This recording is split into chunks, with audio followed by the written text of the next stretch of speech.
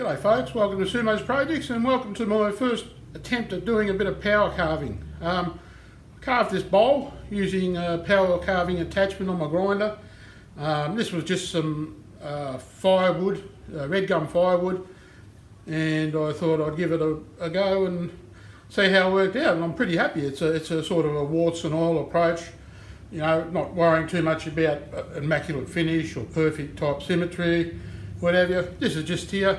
It's a bit ornamental. It's only to serve a purpose of putting a couple of coins in, and that's the coffee money ready to go for the real job. So if you enjoy this type of thing and this is the first time you've used Sumo's Projects, love it if you go ahead and just do this.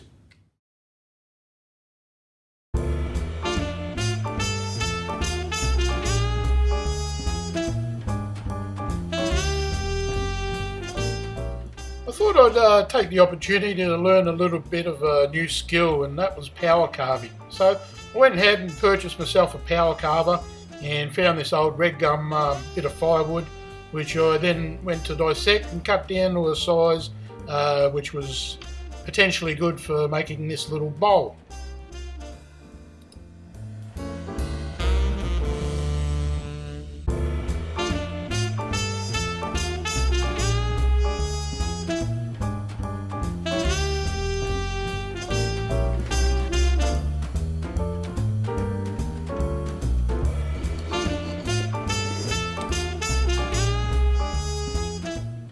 The next step was to find the centre, just to be able to trace a bit of a circular pattern out, and this was quite easy to do. And because red gum's a tough wood to work with, it tends to still always have a lot of cracks, but that wasn't a concern at all because it still looks good at the end of the day.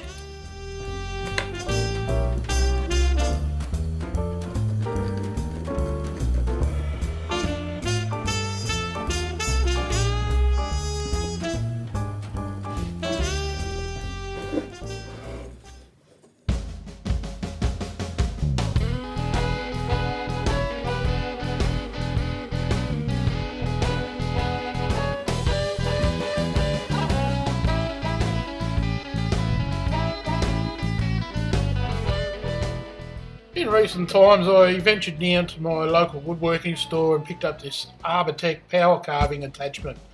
I had previously purchased a very cheap alternative on eBay with a chain disc and also another apparatus which were absolutely frighteningly dangerous. No guards came with it, and you know, the potential for accidents to happen were greatly increased, but this takes care of all the safety aspects, and it's worthwhile spending that little bit of extra money to get stuff that's appropriate for the task at hand.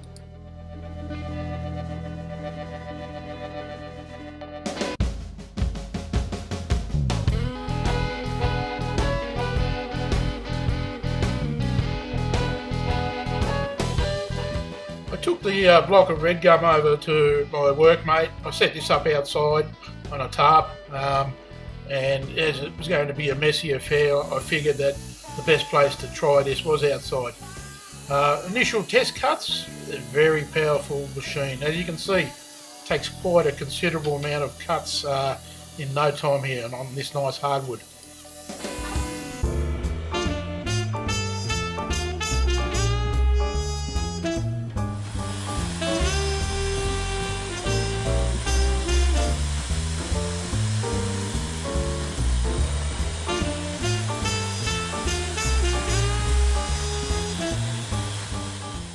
Like most devices, once you get used to the amount of torque and power that's coming and transmitting through the particular type of tool you're using, you do become used to it.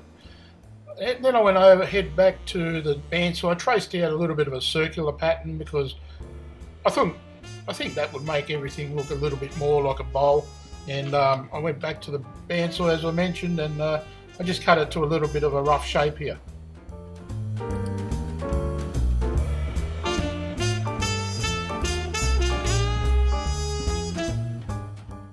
So the next step is to cut it down to a size which was going to be the final size, and I then went back and I tried using the power carver to put a bit of a chamfer finish, onto some of the rough edges.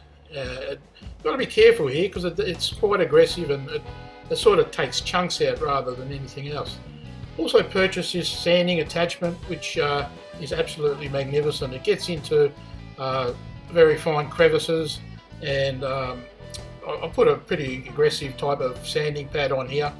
As you can see, it does remove quite a fair bit of the material, and I'm only using a battery operated grinder, so I was very, very satisfied. Some great tools to have in your repertoire if you want to do this type of work. Finally hit it with a belt sander, and this was pretty much enough for this type of project, so it's coming up really good at this stage.